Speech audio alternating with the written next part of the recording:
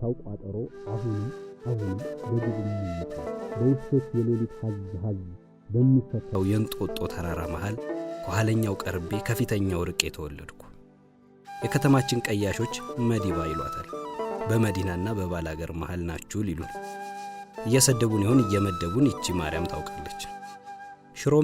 ሽሮ ሜዳ የተባለችው የአረጋሽ ባልጋሽ ሰይፉ ሲያወራ እንደሰማሁት እዚህ አካባቢ በድሮ ጊዜ ሰዎች አፈሩን ሽሮ መስሏቸው ወጥ ሰርተው በልተውታል ተብሎ ነው አሉ።